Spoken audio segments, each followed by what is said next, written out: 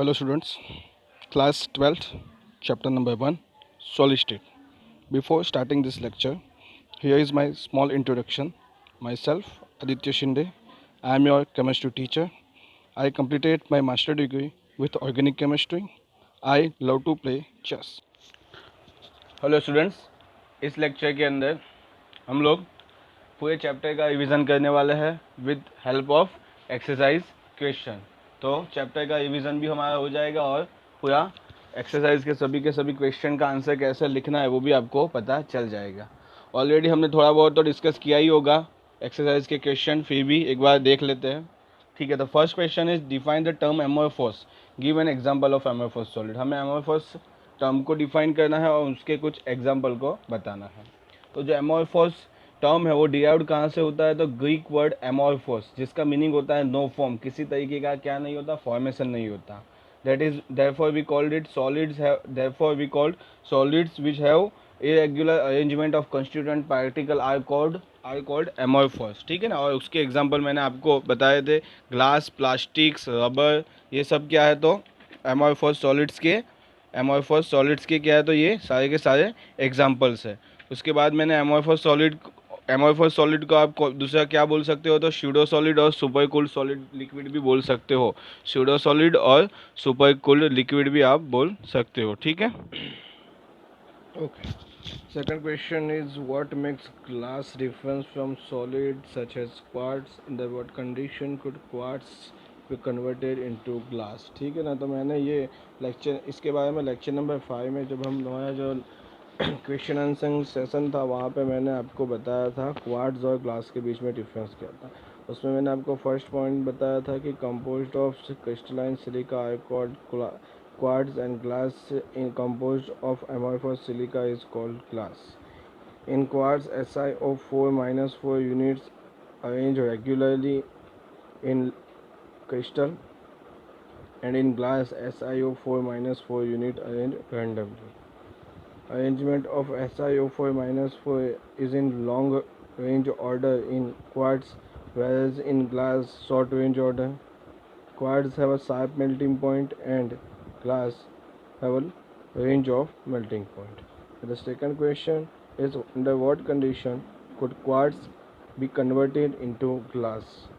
तो मैंने उसके बारे में बताया था कि क्वार्ट्ज को अगर आप हीट करते हो, वहाँ पे मैंने बताया था क्वार्ट्ज को अगर हीट करोगे और उसके बाद रैपिडली कूल करोगे, कैसे करोगे, रैपिडली अगर आप उसको रैपिडली देख लेना, यहाँ पे रैपिडली आप उसको कूल करते हो तो यहाँ पे आपको क्या मिलने वाला है, ग्लास मिल जाएगा। क्या मिलेगा, यहाँ पे आपको ग्लास मिल जाता है। ठीक है ना।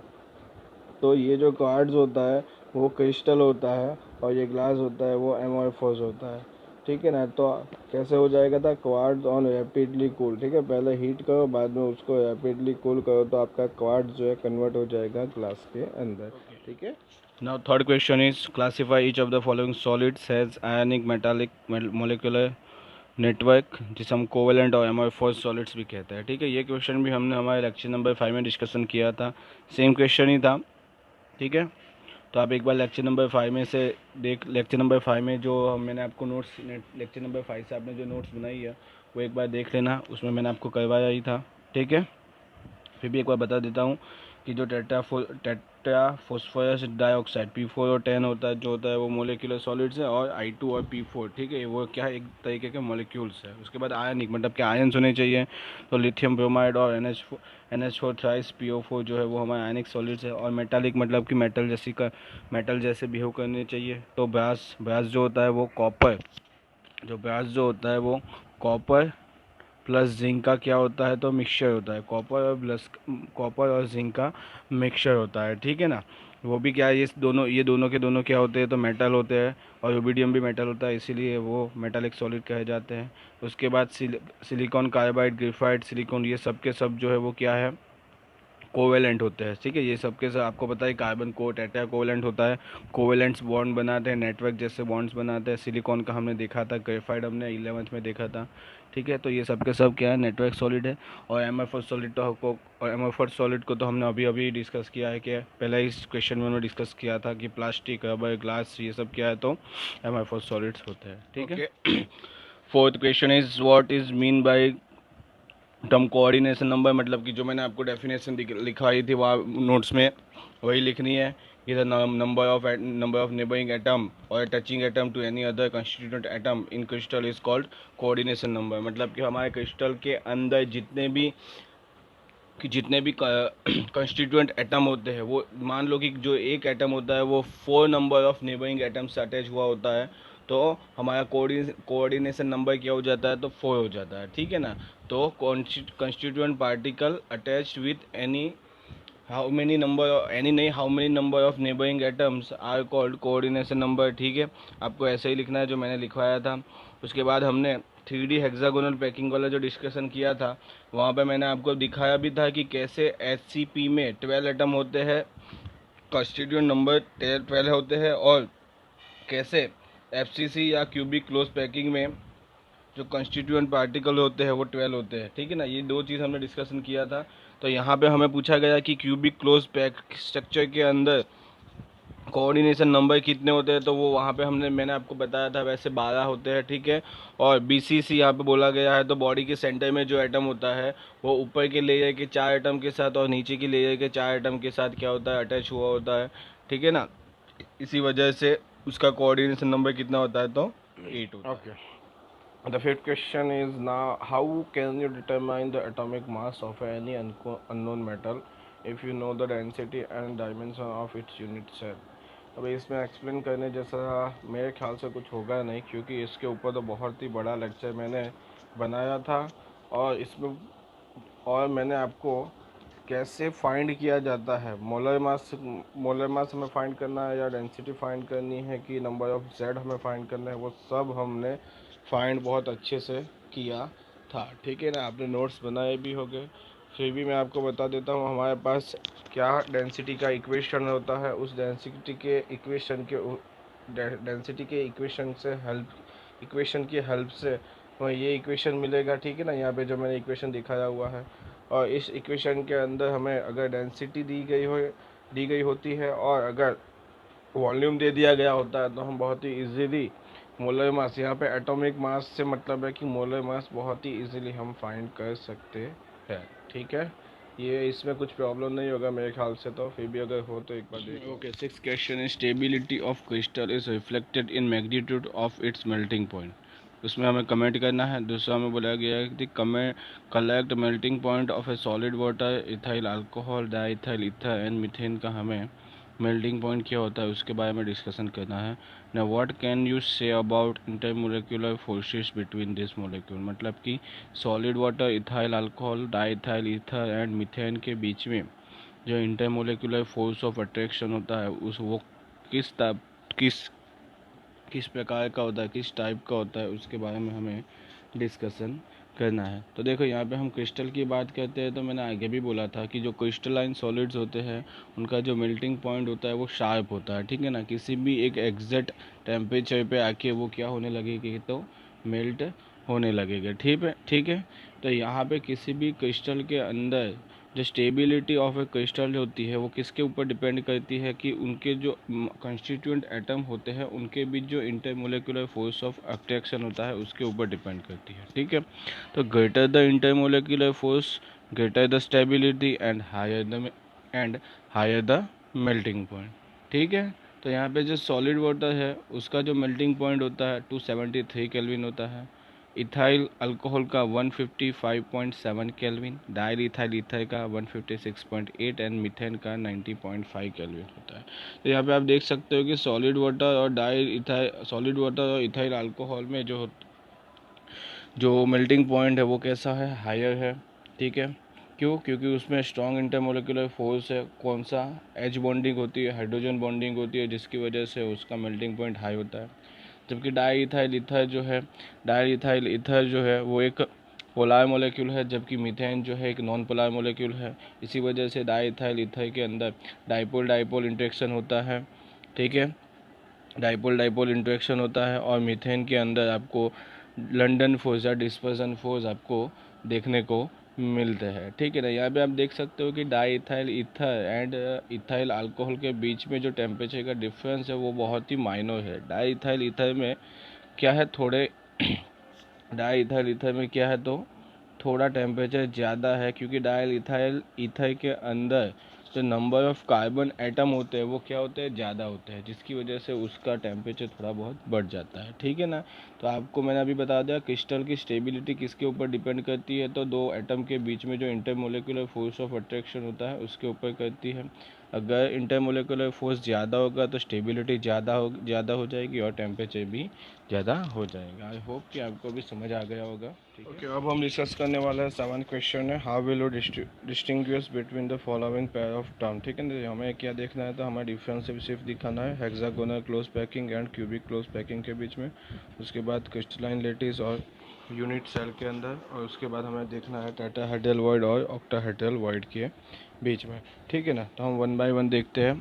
फर्स्ट हम देखने वाले हैं हेक्सागोनल क्लोज पैकिंग और क्यूबिक क्लोज पैकिंग के अंदर। तो मैंने पहले ही बताया था कि जो हेक्सागोनल क्यूबिक क्लोज पैकिंग है वो किस तरीके का होता है। 3 डायमेंशनल हेक्सागोनल पैकिंग के अंदर वो ए बी टाइप का होता है, और जो हमारा CCP है, ठीक है ना, जिसे हम FCC कहते हैं, वो कौन से कैसे किस टाइप का है, तो ABC टाइप का होता है, जिसके अंदर ए जो लेयर होता है वो हमने 2 डायमेंशनल हेक्सागोनल पैकिंग लिया था, और जो बी लेयर लिया था हमने, जो बी लेयर कैसा लिया था, जो टेट्राहेड्रल वॉइड्स को कवर करता है, किसके अंदर, तो HCP के अंदर। ठीक है ना, जो AB टाइप का था, जिसमें कोऑर्डिनेशन नंबर कितने थे, 12 थे। ठीक है, कोऑर्डिनेशन नंबर कितने थे, 12 थे। उसके बाद हमने बात की थी किसके बारे में, तो FCC के बारे में, जिसमें 3 लेयर होते हैं ABC टाइप के। जो फोर्थ लेयर होता है वो फर्स्ट लेयर के साथ क्या होता है, पैरेलल अटैच्ड हुआ, मतलब पैरेलल होता है। ठीक है, जो फर्स्ट लेयर होता है वो 2D हेक्सागोनल पैकिंग था, जो बी लेयर था वो टेट्राहेड्रल वॉइड्स को कवर करता था, और जो सी लेयर था वो ऑक्टाहेड्रल वॉइड्स को क्या करता था, कवर करता था। ठीक है, ओके। उसके बाद क्या होता है, तो कोऑर्डिनेशन नंबर कितना होता है, इसमें भी 12 होता है। एक और चीज़ हम डिफ्रेंशिएट कर सकते हैं कि manganese and magnesium, manganese and sorry magnesium and zinc जो होते हैं, उनके क्रिस्टल जो होते हैं वो HCP टाइप के होते हैं, जबकि कॉपर सिल्वर के जो क्रिस्टल होते हैं वो हमारे FCC के टाइप के होते हैं। ओके, अब हम जो देखने वाले हैं, तो ये तो मैंने क्या बता दिया, HCP और CCP के बीच में जो डिफरेंस था, मैंने आपको ऑलरेडी जो नोट्स लिखाई है उसमें भी मैंने आपको डिफ्रेंशिएट करके ही दिखाया हुआ है। इसके बाद जो है वो क्रिस्टलाइन लेटिस और यूनिट सेल। तो क्रिस्टलाइन लेटिस की जो मैंने डेफिनेशन दिखाई थी, सिर्फ उतना ही आपको बताना है कि a regular 3 dimensional arrangement of lattice point in space और space is called crystalline lattice. Okay, and unit cell is, it is a smallest portion of a crystal lattice which when repeated in a different direction generates a crystal। ठीक है ना, तो three dimensional में lattice point की arrangement को हमने बोला है क्रिस्टल लेटिस, और यूनिट सेल को हमने बोला है कि smallest portion which is use to make crystal lattice, ठीक है, is called unit cell. Okay, void के बारे में भी हमने ऑलरेडी बहुत ही अच्छे से डिस्कशन वहाँ पे मैंने करके दिखाया था। ठीक है ना, तो वॉइड क्या होता है, पहले तो वो देख लेते हैं कि वॉइड जो होते हैं वो क्या होता है। हमारा जो यूनिट सेल होता है या हमारा क्रिस्टल होते हैं, उसमें जो एम्प्टी स्पेस होती है उसको हमने क्या बोला है, तो वॉइड बोला है। ठीक है ना, उसको हमने क्या बोला है, तो वॉइड बोला है। मैंने आपको बाद में टेट्राहेड्रल वॉइड और ऑक्टाहेड्रल वॉइड को डिफ्रेंशिएट करके भी बताया था कि टेट्राहेड्रल वॉइड्स जो होते हैं वो 4 एटम्स से बनते हैं। कितने होते हैं एटम्स से बनते हैं, तो 4 एटम्स से बनते हैं। उन सभी के सभी एटम्स के सेंटर पॉइंट को अगर मैं अटैच कर देता हूँ, और जो एम्प्टी स्पेस मिलती है वो क्या होती है, तो टेट्राहेड्रॉन होता है। क्या होता है, वो टेट्राहेड्रॉन होता है, इसीलिए हमने इसको टेट्राहेड्रल वॉइड बोला है। और ऑक्टाहेड्रल वॉइड कितने एटम्स से बनते हैं, तो 6 एटम्स से बनते हैं। उन सभी एटम्स के अगर इन सभी एटम्स के मैं इसके सेंटर पॉइंट को क्या कर दूँ, जॉइन कर दूँ, तो आपको ऑक्टाहेड्रॉन मिलेगा। और ठीक है, ऑक्टाहेड्रॉन मिलता है, इसी वजह से हमने इसको ऑक्टाहेड्रल वॉइड बोला है। मैंने जब आपको वॉइड्स के बारे में डिस्कशन किया था, तब मैंने आपको बताया ऑक्टाहेड्रल वॉइड में एक स्टार जैसा दिखाया था, उसमें रेड पेन से मैंने क्या किया था, कवर किया था, और बताया था कि ये ऑक्टाहेड्रल वॉइड्स होते हैं। ठीक है ना, तो हमारे पास जो यूनिट सेल होता है, उस यूनिट सेल में पर एटम जो यूनिट सेल होते हैं वो मानो कि n होते हैं, तो टेट्राहेड्रल वॉइड कितने हो जाएंगे, तो ट्वाइस n हो जाएंगे। ठीक है ना, तो टेट्राहेड्रल वॉइड कितने हो जाएंगे, ट्वाइस n हो जाएंगे। जबकि ऑक्टाहेड्रल वॉइड जो होते हैं वो पर एटम जितने एटम होते हैं उसके बराबर ही होते हैं। ये मैंने बहुत ही अच्छे से वहाँ पे भी डिस्कशन किया हुआ था। क्या है, तो total number of tetrahedral void are twice to that of the number of atom in per unit cell. Per unit cell कितने एटम होते हैं उससे 2 टाइम्स ज़्यादा क्या हो जाते हैं, टेट्राहेड्रल वॉइड्स हो जाते हैं। और ऑक्टाहेड्रल वॉइड्स कितने होते हैं, तो ऑक्टाहेड्रल वर्ड्स कितने होते हो, तो एन टाइम, मतलब कि 1 टाइम होते हैं। ठीक है, जितने नंबर ऑफ पर एटम पर यूनिट सेल होते हैं उतने ही ऑक्टाहेड्रल वर्ड होते हैं। मान लो कि हमें यहाँ पे ऐसा बोला जाए कि बीसीसी ने आपको दिया है, ठीक है ना, body centre cubic close packing आपने की हुई है, तो आप में उसके अंदर आपको पता होना चाहिए पर यूनिट सेल एटम्स कितने होते हैं, तो 2 होते हैं बीसीसी के अंदर। पर बीसीसी में आपके पास per atom units per unit cell atom कितने होते हैं, तो 2 होते हैं। तो यहाँ पे टेट्राहेड्रल वर्ड उसमें हो जाएगी 4 और ऑक्टाहेड्रल वर्ड हो जाने वाला है, ऑक्टाहेड्रल वर्ड कितने हो जाएंगे, तो 2 हो जाएंगे। उसी तरीके से अगर आपको दूसरा कौन सा है हमारे पास, सिंपल क्यूबिक क्लोज पैकिंग आपको पूछा जाए तो उसके अंदर एटम पर यूनिट सेल होते हैं 1, तो आपका टेट्राहेड्रल वर्ड वहाँ पे हो जाता है 2 और ऑक्टाहेड्रल वर्ड हो जाता है 1। उसी तरीके से आपको करते जाना है। आपको सभी एच सी पी, सी सी पी, एफ सी सी, एच सी पी, इन सभी के अंदर एटम पर यूनिट सेल कितने होते हैं वो पता होना चाहिए। सिंपल में 1 होता है, बी सी सी में 2 होता है, क्यूबिक क्लोज पैकिंग में 4 होते हैं। और एच सी पी में कितने होते हैं, किसी को पता है? एच सी पी के अंदर जब मैंने 3 डायमेंशनल क्यूबिक क्लोज पैकिंग की थी वहाँ पे मैंने आपको बताया होगा कि बॉडी के सेंटर में 3 एटम होते हैं। ठीक है, बॉडी के सेंटर में 3 एटम होते हैं। ठीक है, और 2 फेज पे 2 एटम होते हैं। 2 फेजेस पे कितने एटम होते हैं, तो 2 एटम होते हैं। 2 फेजेस पे 2 एटम होते हैं। तो हमने ये हमने कहाँ पे डिस्कशन किया था पता है, जो हमने न्यूमेरिकल गिना था वहाँ पे मैंने बताया था कि atom per unit cell in H C P is equal to, ठीक है ना। तो एक तो बॉडी के सेंटर में जो 3 एटम होते हैं वो फुल पोर्शन पार्टिसिपेट करता है। बाद में एफ सी सी पे F C F sorry face के ऊपर 2 एटम होते हैं। ठीक ठीक है, तो 2 इंटू 1/2 किया था। बाद में हमें वहाँ पे मिला था कि फेस से हमने फेस पे हम अगर दो एटम्स को फेस पे रखते हैं तो हमें एक एटम मिल जाएगा।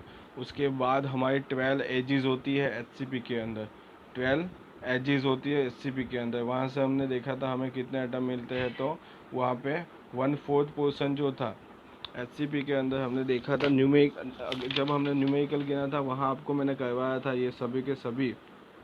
ठीक है, तो वहाँ पे हमारे पास कॉर्नर एच के कॉर्नर में जो है वो 12 एटम होते हैं और एक एटम जो होता है उसका 1/6 पोर्शन हमारे यूनिट सेल में पार्टिसिपेट करता है, जिसकी वजह से हमें कॉर्नर में से जो एटम्स मिलने वाले हैं वो कितने होते हैं, 2 फेजिस पे से 1 और बॉडी के सेंटर में 3। ऐसे मिला के total number of atom H के अंदर पर यूनिट सेल होते हैं 6। ठीक है ना, तो यहाँ पे टेट्राहेड्रल वॉइड एच के अंदर हो जाएंगे 12 और ऑक्टाहेड्रल वॉइड हो जाने वाले हैं 6। ठीक है, तो ये मैंने ऑलरेडी डिस्कशन किया हुआ है, फिर भी आपको एक बार बता देता हूँ। Okay, eighth question is how many lattice points are there in one unit cell of each of the following lattice. Lattice point कितने होते हैं पर यूनिट सेल, एक यूनिट सेल के अंदर लेटिस पॉइंट्स कितने होते हैं वो हमें पता लगाना है। इसका मतलब होता है कि लेटिस पॉइंट मतलब कौन से, मतलब जहाँ पे हम एटम्स, मॉलिक्यूल्स या आयंस को क्या रख सकते हैं। ठीक है ना, तो किसी भी यूनिट सेल में हमने जहाँ जहाँ पे भी एटम रखे हैं वो सब क्या है, हमारे लेटिस पॉइंट्स हो जाते हैं। ठीक है ना, तो फेज सेंटर में हमें पता है कि 8 कॉर्नर पे, फेज सेंटर में 8 कॉर्नर पे और 6 फेजेस पे हम क्या करते हैं, एटम्स को रखते हैं। तो face centre cubic close packing में हमारे पास नंबर ऑफ लेटिस पॉइंट कितने होते हैं, तो 14 होते हैं। और हमने number of atom per unit cell कैसे फाइंड किया जाता है वो भी देखा था कि नंबर ऑफ कॉर्नर कितने हैं, तो 8 है इंटू 1/8 पोर्शन। 1/8 क्या दिखाता है कि 1/8 पोर्शन जो है उस यूनिट सेल में पार्टिसिपेट करता है, प्लस 6 फेज, और फेज पे जो एटम होता है वो अपना 1/2 क्या करता है, कंट्रीब्यूट करता है। इस तरीके से हमें मिलता था क्या कि 4 एटम्स जो होते हैं, 4 एटम्स जो होते हैं वो क्या करते हैं, तो पार्टिसिपेट करते हैं। 4 एटम्स जो होते हैं पर एफसीसी के अंदर पर यूनिट सेल 4 एटम्स पार्टिसिपेट करते हैं। उसके बाद जो जी आपको फेज सेंटर हेटेरागोनल दिख रहा है वो क्या एग्जिस्ट ही नहीं करता। हमें पूरे चैप्टर के अंदर इसके बारे में बात ही नहीं किया है, तो यहाँ पे भी हम बात नहीं करने वाले। आपको सिर्फ जो यहाँ पे दिखा हुआ है वो लिख देना है कि does not exist for tetragonal crystal system, only primitive and body centred unit cell are common. ठीक है ना, मतलब ठीक है, चलो जाने दो, वो ज़्यादा इंपॉर्टेंट है नहीं। उसके बाद body centred cubic close packing की बात आएगी। तो body centred cubic close packing में एक तो बॉडी के सेंटर में जो एक एटम होता है वो and eight the corner 8 eight the corner, so number of lattice point in body centered cubic closed packing is 9 and number of atom per unit cell is 2। ठीक है, इसी तरीके से अगर आपको पूछा जाए एंड सेंटर में कितने हैं, तो एंड सेंटर में आपको पता होना चाहिए दो अपोजिट फेजेस पे एटम होते हैं और कॉर्नर पे होते हैं। मतलब कि 8 कॉर्नर पे 8 एटम और दो फेजेस पे, दो अपोजिट फेजेस पे 2 एटम, मतलब total number of lattice point in end centred unit cell is 10। And simple जो हमारा प्रिमिटिव यूनिट सेल है, उस प्रिमिटिव यूनिट सेल में तो कॉर्नर पे ही एटम होते हैं, तो उसमें नंबर ऑफ लेटिस पॉइंट कितने हो जाएंगे, तो 8 हो जाने वाला है। उसके बाद HCP, तो HCP में हमें पता है कि 12 कॉर्नर पे, 2 फेजेस पे और 3 बॉडी के सेंटर में, मतलब 12 + 3 15, 15 एंड 2 17। ठीक है ना, तो लेटेस्ट पॉइंट इन HCP 17 हो जाता है। ठीक है, तो यहाँ पे मैंने ऑलमोस्ट सबका डिस्कशन कर दिया है। यहाँ पे हमको इससे इन तीनों का पूछा था, मैंने सबका डिस्कशन कर दिया है। आई होप आपको सब पता ही होगा, आपको सब रिवाइज हो ही जाता होगा। Okay, ninth question is the basis of similarity and difference between metallic and ionic crystals. And second question is ionic solids are hard and brittle। तो फर्स्ट क्वेश्चन में हमें मेटालिक क्रिस्टल और आयनिक क्रिस्टल, मतलब कि जो हमने मेटालिक सॉलिड और आयनिक solid के बारे में डिस्कशन किया था टाइप्स ऑफ क्रिस्टलाइन सॉलिड के लेक्चर में, उसमें इन दोनों के बीच में क्या सिमिलरिटी और क्या डिफरेंस होता है हमें वो बताना है। दूसरा जो क्वेश्चन है उसमें हमें बताना है कि आयनिक सॉलिड आर ब्रिटल और हार्ड, मतलब क्या हार्ड और ब्रिटल कैसे हो सकते हैं। तो फर्स्ट जो सिमिलरिटी जो हमें दिखती है हमारे मेटालिक सॉलिड और क्रिस्टलाइन सॉलिड के बीच में, तो फोर्स ऑफ अट्रैक्शन जो होता है वो सेम होता है। इसमें इलेक्ट्रोस्टैटिक फोर्स ऑफ अट्रैक्शन होता है, जबकि मैंने मेटालिक सॉलिड के अंदर मेटालिक बॉन्ड तो बताया था, पर वो भी एक तरीके से इलेक्ट्रोस्टैटिक फोर्स ऑफ अट्रैक्शन ही होता है। दूसरा जो मेल्टिंग पॉइंट होता है दोनों का वो सेम होता है। ठीक है, तो यही दो पॉइंट है हमारे सिमिलरिटी में। डिफरेंस तो पहले तो कंस्टिट्यूएंट पार्टिकल जो आयनिक सॉलिड है उसमें कैटायन और एनायंस होते हैं, जबकि मेटालिक सॉलिड के अंदर में बात करूँ तो पॉजिटिव आयंस होते हैं और उसके सराउंडिंग में फ्री इलेक्ट्रॉन्स होते हैं। Due to this free electron they are good conductor of electricity in solid as well as molten state. Solid और मोल्टन स्टेट में क्या हो जाते हैं, फ्री इलेक्ट्रॉन की वजह से, फ्री इलेक्ट्रॉन होने की वजह से वो गुड कंडक्टर हो जाते हैं। जबकि आयनिक सॉलिड के अंदर इलेक्ट्रिकल इंसुलेटर होते हैं सॉलिड स्टेट में। मोल्टन स्टेट में वो क्या करते हैं, इलेक्ट्रिसिटी को कंडक्ट करते हैं, क्योंकि उसमें क्या हो जाता है कि NaCl सॉलिड स्टेट में होते हैं तब तो इलेक्ट्रिसिटी कंडक्ट नहीं कर सकते, पर जैसे ही आप वाटर के अंदर आप उसको डालोगे तो वो क्या कर देगा, पॉजिटिव आयन और नेगेटिव आयन जनरेट कर देगा। ठीक है, और Na+ का एक्वियस और Cl- को एक्वियस फॉर्म में जनरेट कर देगा। तो यहाँ पे जो Na+ है उसकी वजह से वो क्या हो जाएगा, तो इलेक्ट्रिसिटी का कंडक्टर हो जाता है। ठीक है ना, यहाँ तक हमने लास्ट लेक्चर में, यहाँ तक हमें पता था। हमारा जो सेकंड क्वेश्चन है वो आयनिक सॉलिड क्यों हार्ड होते हैं, तो सिंपल है कि दो कंस्टिट्यूएंट पार्टिकल के बीच में, मतलब कि कैटायन और एनायन के बीच में इलेक्ट्रोस्टैटिक फोर्स ऑफ अट्रैक्शन बहुत ही ज़्यादा होता है, स्ट्रॉन्ग होता है। जब भी ब्रिटल क्यों होते हैं, तो जब भी आप उसके ऊपर फोर्स अप्लाई करोगे तो वो क्या हो जाएगा कि उसके ऊपर का जो लेयर होता है वो स्लिप हो जाएगा, जैसे पेंसिल में होता है। पेंसिल से आप पेज के ऊपर घिसते हो तो क्या हो जाएगा, पेंसिल की जो आपका पॉइंट होता है वो क्या हो जाता है, पेज के ऊपर चला जाता है। वैसे ही यहाँ पे भी होता है। इसी प्रकार से हमने कोवेलेंट सॉलिड और मोलिकुलर सॉलिड में भी डिस्कशन किया था कि कंस्टिट्यूएंट पार्टिकल कोवेलेंट सॉलिड में जो होते हैं वो कौन होते हैं, तो नॉन मेटल होते हैं, जबकि मोलिकुलर सॉलिड में मोलिक्यूल्स होते हैं। ठीक है, on the basis of this molecular solids are classify in 3 part में वो क्लासीफाई हो जाते हैं, non polar molecules and hydrogen bonding, as bonding. ठीक है, ये कुछ इस 3 पार्ट में कन्वर्ट हो जाता है। उसके बाद force of attraction in covalent bond की अगर मैं बात करूँ तो पहले एक काम करते हैं, हम कोवेलेंट बॉन्ड के बारे में डिस्कशन कर लेते हैं, जैसे हमने टाइप्स ऑफ क्रिस्टलाइन सॉलिड में किया था। तो कॉन्स्टिट्यूएंट पार्टिकल पहले तो नॉन मेटल होते हैं। फोर्स ऑफ अट्रैक्शन तो कोवेलेंट बॉन्ड होता है। मेल्टिंग पॉइंट हाई होता है, और हाई होता है उसका नेचर जो होता है वो हार्ड एंड ब्रिटल होता है। कंडक्टर की बात करें तो जब उनका नेचर हार्ड होता है तब वो इंसुलेटर होते हैं, पर जब ब्रिटल हो जाता है तो वो गुड कंडक्टर हो जाते हैं। उसके एग्जांपल मैंने आपको दिखाए थे, डायमंड, सिलिकॉन कार्बाइड, क्वार्ट्ज, ये सब क्या होते हैं, हार्ड होते हैं, ठीक है ना। तो ये सब क्या है, तो इंसुलेटर है। जबकि ग्रेफाइट जो है वो एक सॉफ्ट है, तो वो क्या है, तो कंडक्टर है। वो क्या है, तो कंडक्टर है, ठीक है। उसी तरीके से मोलिक्यूल सॉलिड्स की बात करूँ तो पर सबसे पहले नॉन पोलर, तो उसमें वीक नॉन पोलर मॉलिक्यूल होने की वजह से उसमें वीक डिस्पर्जन या लंडन फोर्स हमें मिलेगा। मेल्टिंग पॉइंट क्या है, तो लो है, वेरी लो है, सबसे कम नॉन पोलर का होता है।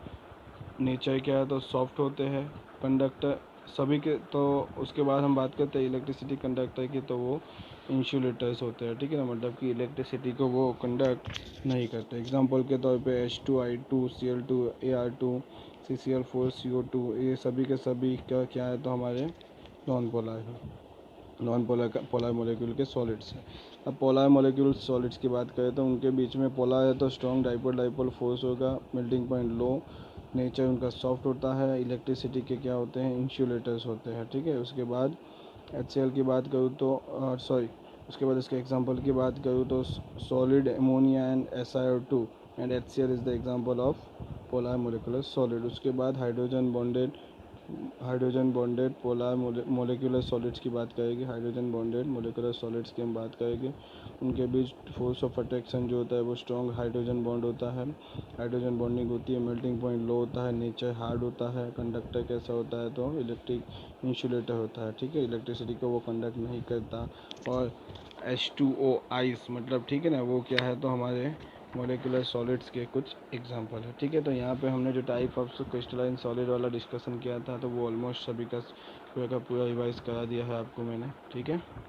ओके, अब जो 10th क्वेश्चन है वो पैकिंग फ्रैक्शन वाला जो लेक्चर था वो आप देख लो तो आपको इजीली आंसर मिल जाएगा। हमें सिर्फ क्या करना है, पैकिंग फ्रैक्शन क्या करना है, पैकिंग फ्रैक्शन हमें कैलकुलेट करना है। तो पैकिंग फ्रैक्शन पहले तो क्या है, तो एटम कितनी स्पेस ऑक्यूपाई करता है यूनिट सेल में, वो क्या दिखाता है, packing fraction. Packing efficiency, packing fraction का जो इक्वेशन था वो मैंने बताया था, volume occupied by atom, volume occupied by atom upon volume of unit cell, और उसके बाद इसमें 100 से आप मल्टीप्लाई करोगे तो आपको पैकिंग एफिशिएंसी मिलेगा। तो आपको इक्वेशन मैंने कुछ इस तरीके से बताया था कि packing efficiency is equal to packing fraction into 100। ये क्या था, मैंने आपको ऑलरेडी बताया हुआ है, यहाँ पे ये मैंने 100 लिखा है। तो packing fraction is equal to packing efficiency into packing into 100, ये क्या है, तो हमारा इक्वेशन है, ठीक है। उसके बाद में हम सिंपल क्यूबिक यूनिट सेल से हम क्या करने वाला है, समझने वाले हैं कि कैसे इसमें सिंपल क्यूबिक यूनिट सेल में हम पैकिंग फ्रैक्शन फाइंड किया था हमने। तो सबसे पहले तो ये समझ लो कि यहाँ पे जो मैंने दिखाया था वो उसकी डायग्राम है, ठीक है ना। यहाँ पे आप देख सकते हो कि ये जो H एटम है और ये जो A एटम है वो एक दूसरे के साथ क्या है, बहुत ही क्लोजली अटैच है, मतलब कि एक दूसरे को क्या करते हैं, वो टच करते हमें यहाँ पे दिख रहा है, ठीक है। ओके, तो अभी हम नीचे देखते हैं कि हमारे पास पता है कि हमारे पास जो एज है, एज को हमने ए बोला था, उसका जो एज को हमने क्या बोला था, तो ए बोला था। उसके बाद जो रेडियस था उसको हमने आर बोला था, ठीक है ना। उसके बाद हमने एक ये बताया था कि ए इज इक्वल टू क्या होता है, कि 2r होता है। देखो ये कहाँ से आया, उसके लिए आपको इसके आगे के लेक्चर जो हमने पढ़ा था कि रिलेशन बिटवीन एज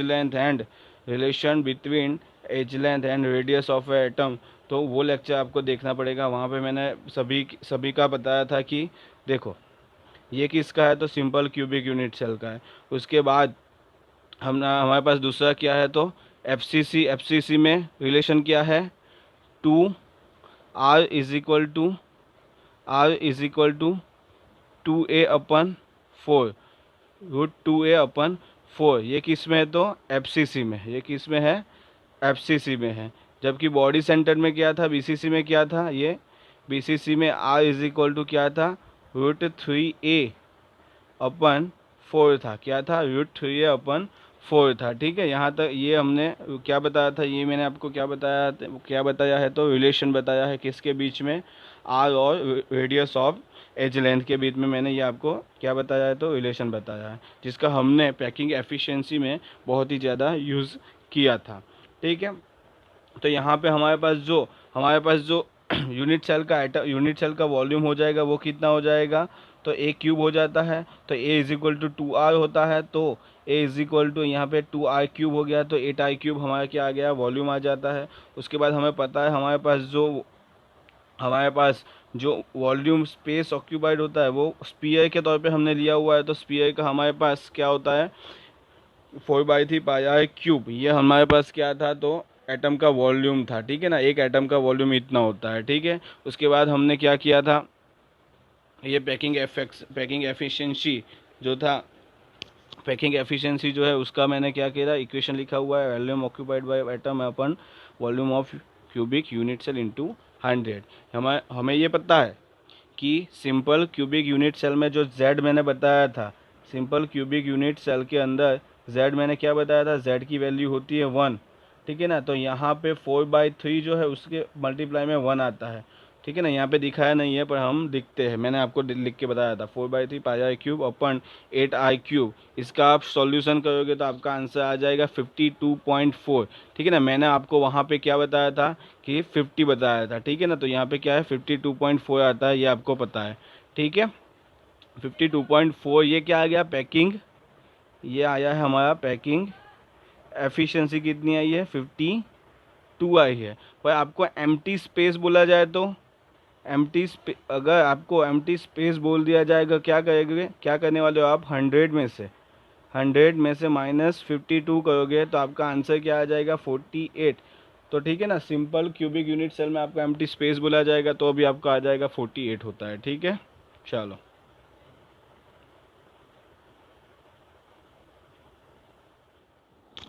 ओके, अब जो हम पैकिंग एफिशिएंसी देखने वाले हैं वो किस में देखने वाले हैं, तो बीसीसी के अंदर, यहाँ पे जो बीसीसी है उसके अंदर हम पैकिंग एफिशिएंसी देखने वाला है, ठीक है ना।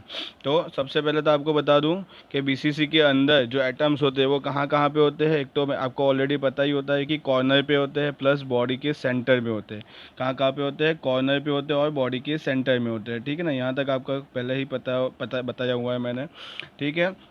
बाद में अभी हमें चाहिए कि रिलेशन क्या है आर और ए के बीच में, ठीक है ना। मैंने आपको जैसे ही बताया था सबसे पहले यूनिट का वॉल्यूम होता है ए क्यूब, ठीक है। उसके बाद हमें तो ए चाहिए, तो ए की वैल्यू कितनी होती है वो भी हमें पता है, ए की वैल्यू होती है ए और आई के बीच में रिलेशन क्या होता है, तो r is equal to BCC के अंदर √3a/4 होता है, √3a/4 होता है, ठीक है ना। ये रिलेशन आपको ऑलरेडी पहले से ही पता होता है। यहाँ से हमें इजीली क्या ए की वैल्यू मिल जाएगी, तो ए की वैल्यू हमें क्या मिलती है, ए इज इक्वल टू 4r/√3, ये जो है हमें ए की वैल्यू मिल जाती है। तो हम एक क्यूब में के अंदर क्या करने वाले हैं, तो इसको रखने वाले हैं, तो हमें इजीली हमारा आंसर मिलने वाला है, ठीक है। यहाँ पे z कितना होगा, तो कॉर्नर में 1 प्लस बॉडी के सेंटर में 1, तो आ जाएगा z की वैल्यू 2 आ जाती है, ठीक है। बाद में रिलेशन कैसे फाइंड किया था वो सब हमने ऑलरेडी लिखा हुआ है, कुछ इस तरीके से हमने फाइंड किया था और लास्ट में हम आंसर लेके आए थे आई की वैल्यू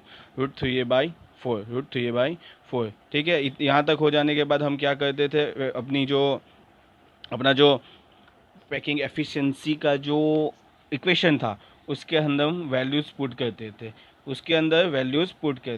अब इक्वेशन क्या था, वॉल्यूम ऑफ एटम, ठीक है। वॉल्यूम ऑफ एटम मतलब volume occupied by atom upon volume of unit cell.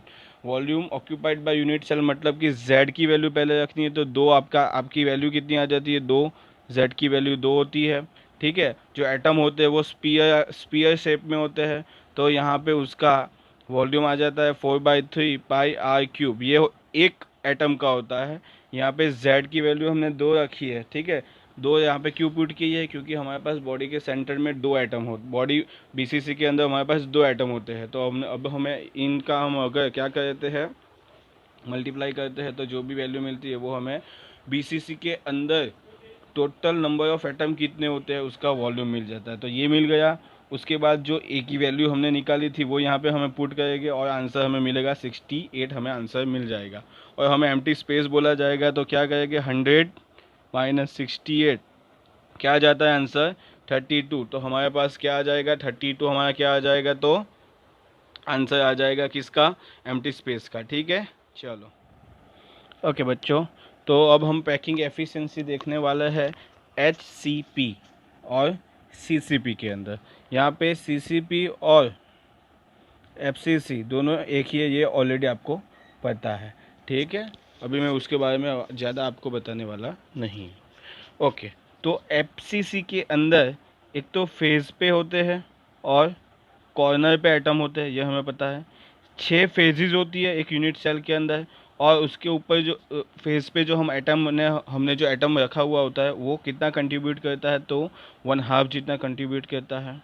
ठीक है ना, तो फेज पे से हमें 3 एटम मिलेंगे और कॉर्नर पे से हमें 1 एटम मिलेगा। तो यहाँ पे हमारा जो रैंक है, Z की वैल्यू है वो आ जाती है 4, वो हमें ऑलरेडी पता है।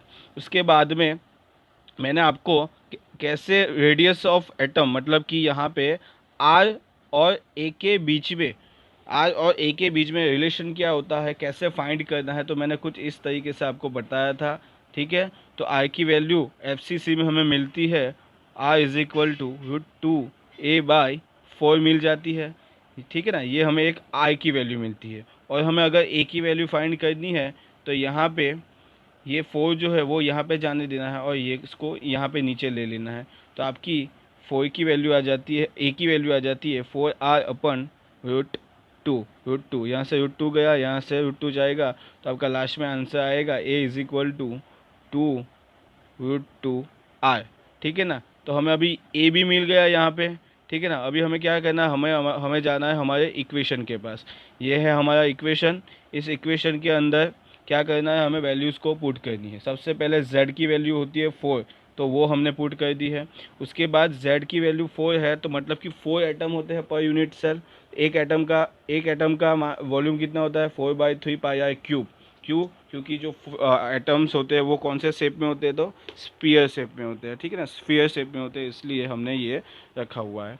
ठीक है, उसके बाद हमने क्या किया था, यूनिट का वॉल्यूम कितना होता है, तो A³ जितना होता है, A³ जितना होता है।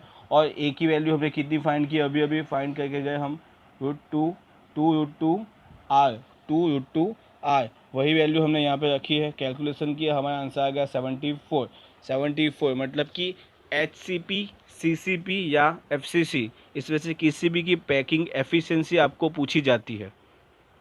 HCP, FCC और CCP, इसमें से किसी भी की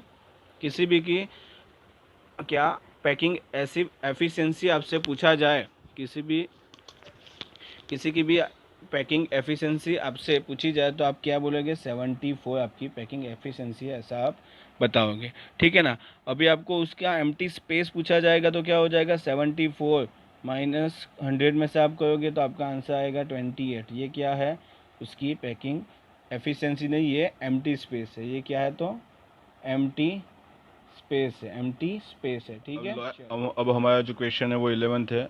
ये 11th वाला क्वेश्चन जो हमने शायद ऑलरेडी एक बार डेंसिटी वाले पोर्शन में डिस्कशन कर दिया है, फिर भी एक बार देख लेते हैं। सिल्वर क्रिस्टलाइन इन FCC। ठीक है, तो सिल्वर जो है क्रिस्टलाइज होता है FCC लेटिस में। उसकी एज लेंथ, मतलब ए की वैल्यू जो हमें दी गई है वो कितनी है, ए की वैल्यू हमें जो दी गई है वो 4.07 इंटू 10⁻⁻8, ये वैल्यू हमें यहाँ पे दी गई है। ठीक है, और डेंसिटी डी की वैल्यू हमें कितनी दी गई है, तो 10.5 ग्राम/सेंटीमीटर क्यूब। ठीक है, यहाँ पे भी ये सेंटीमीटर है, यहाँ पे भी सेंटीमीटर है, तो यहाँ पे किसी भी तरीके का कन्वर्जन करने की हमें ज़रूरत नहीं पड़ने वाली। ठीक है, FCC है तो Z की वैल्यू आती है 4, FCC में Z की वैल्यू आती है 4। एवोगैड्रो नंबर हम सबको पता है कितना होता है, 6.022 इंटू 10⁻23। ठीक है, तो अब इस इक्वेशन के अंदर हमें ऑलमोस्ट सब कुछ दिया हुआ है, डेंसिटी भी दी हुई है।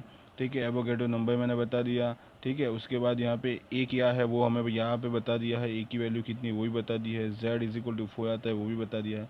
आपको सिर्फ इतना करना है, वैल्यू को इस इक्वेशन के अंदर पुट करना है। ठीक है, हाँ एक और चीज़, ये इक्वेशन कहाँ से आया, अगर आप ये सोचे हो तो D is equal to Z into Z into M upon Z into M upon N A Avogadro number into a cube. ये आपको ऑलरेडी ये इक्वेशन आपने फाइंड किया होगा, ठीक है। ये इक्वेशन आपने फाइंड किया होगा। यहाँ पे क्या किया कि एन को यहाँ पे ले लिया, ए क्यूब को यहाँ पे ले लिया, ये जेड की वैल्यू नीचे ले ली और आपको एम मिल जाएगा इस इक्वेशन के ऊपर। वैल्यू रखो और पुट करो। यहाँ पे देख लो आपका आंसर आ जाता है 107.12। यहाँ पे यूनिट लिखना बहुत ही ज़रूरी है, ग्राम अपन मोल, ये यूनिट को लिखना बहुत ही ज़्यादा क्या है ज़रूरी हो जाता है, ठीक है। चलो ठीक है, ये हमने ऑलरेडी किया था, ऊपर ऊपर से बता दिया मैंने। 12th क्वेश्चन ऑलरेडी डिस्कस हो गया है, जो हमने चैप्टर सब स्टार्ट किया था। मैंने कुछ न्यूमेरिकल्स करवाए थे, उसमें ऑलरेडी मैंने करवा दिया था, ये फिर भी देख लेते हैं। A cubic units are made up of two element P and Q.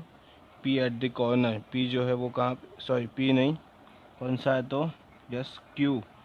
Q atom जो है वो कहाँ पे है तो कॉर्नर पे है। क्यू एटम जो है वो कहाँ पे है तो कॉर्नर पे है, और जो पी एटम है वो बॉडी के सेंटर में है। पी एटम जो है वो बॉडी के सेंटर में है। बॉडी के सेंटर में पी एटम है तो उसकी वैल्यू होगी 1, ठीक है। जो क्यू है वो कॉर्नर पे है, वो कहाँ पे है कॉर्नर पे है। वो अगर कॉर्नर पे होगा तो 1/8 इंटू 8 कॉर्नर, तो कितना हो जाएगा क्यू भी 1 आ जाएगा, ठीक है ना। और पी का और क्यू का अगर मैं सिंपलेस्ट रेशियो निकलने जाऊँ तो 1/1 आता है, 1/1 आ गया, ठीक है। तो इसका फॉर्मूला क्या हो जाएगा पी क्यू आ जाता है, ठीक है। उसके बाद बोला हुआ है, ठीक है ना। तो यहाँ पे क्या आ गया, फॉर्मूला हमने ढूंढ लिया। उसके बाद बोला है कि what is the coordination number of P and Q. What is the coordination number of P and Q.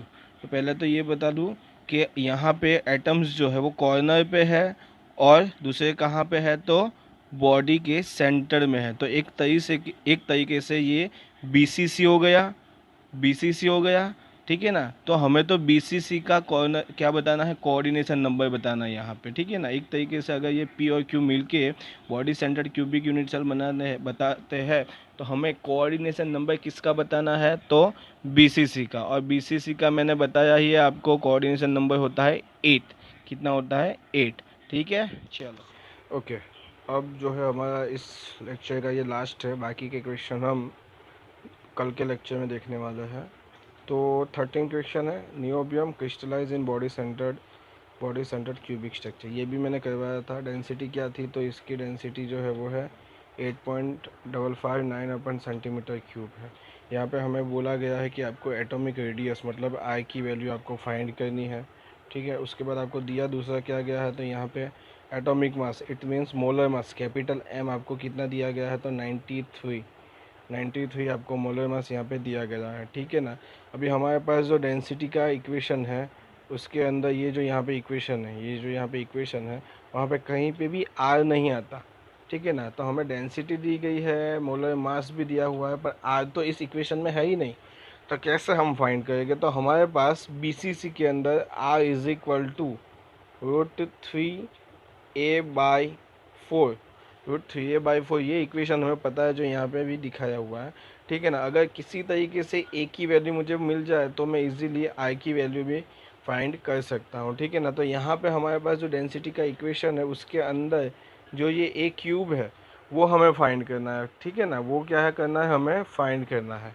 Z की वैल्यू दी गई है, मोलर मास दे दी गया, एवोगैड्रो नंबर हमें पता है 6.022 इंटू 10⁻23 होता है, ये हमें पता है। सभी के सभी वैल्यू जेड, यहाँ पे जेड की वैल्यू कितनी आएगी, बीसीसी है तो 2 आ जाएगी, जेड की वैल्यू 2 आ जाती है, वो भी हमें पता है।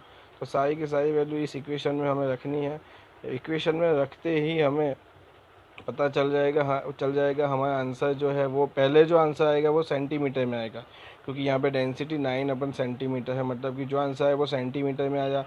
उसको पिकोमीटर में कन्वर्ट करना है, तो पिकोमीटर मतलब कि 1 picometre is equal to 1 picometre is equal to 10⁻⁻12 centimetre, 10⁻⁻12 centimetre होता है, ठीक है ना। तो यहाँ पे हमने क्या कर दिया कि यहाँ पे 3.3 मतलब जो 3.3 के बीच में जो ये हमारा डेसिमल था वो कहाँ पे चला गया, राइट हैंड साइड चला गया। राइट हैंड साइड कितना चला गया सॉरी यहाँ पे 1 पिकोमीटर की वैल्यू जो होती है वो कितनी होती है, तो 10⁻⁻12 मीटर होती है। 10⁻⁻12 जो है वो क्या होती है, तो मीटर होती है। ठीक है ना। अभी हमने क्या किया कि इस डिजिट को राइट हैंड साइड क्या करके क्या 2 लेके चले गए। यहाँ पे ऑलरेडी 10 के पावर में -8 था, 8 वैल्यू ऑलरेडी थी। तो डिजिट जो राइट हैंड साइड जाता है तो वैल्यू जो होती है नेगेटिव होती है। ठीक है ना, वैल्यू जो होती है वो नेगेटिव, 10 के पावर में जो भी वैल्यू जाती है वो नेगेटिव जाती है। तो -2 चला गया। तो 10 के पावर में जो वैल्यू आ गई 10⁻10, ठीक है, 10⁻10 सेंटीमीटर आ गई, 10⁻10 सेंटीमीटर आ गई। और 1 पिकोमीटर की वैल्यू सेंटीमीटर में 10⁻- कितनी होती है, 10 होती है। तो यहाँ पे आपका आंसर आ गया, आगे आ जाता है 330.4 पिकोमीटर। ठीक है, चलो आ गई हमारी वैल्यू, आ गई यहाँ पे एक ही वैल्यू आ गई। तो एक ही वैल्यू यहाँ पे रखो और उसके बाद आप कैलकुलेशन करोगे तो आपका आंसर 143.1 पिकोमीटर आता है। कितना, 143.1 पिकोमीटर। ठीक है, चलो ये भी हमने ऑलरेडी किया हुआ था, मैंने पहले ही बताया था। कुछ तो हमने डिस्कशन पहले ही कर दिए होंगे, मैंने पहले ही इंक्लूड कर दिया होगा वहाँ पे। ठीक है, चलो ठीक है, चलो तो अब कल मिलते हैं। Like and share my videos with your friends. Give comments. Also subscribe my YouTube channel Aditya Shinde. Thank you for watching.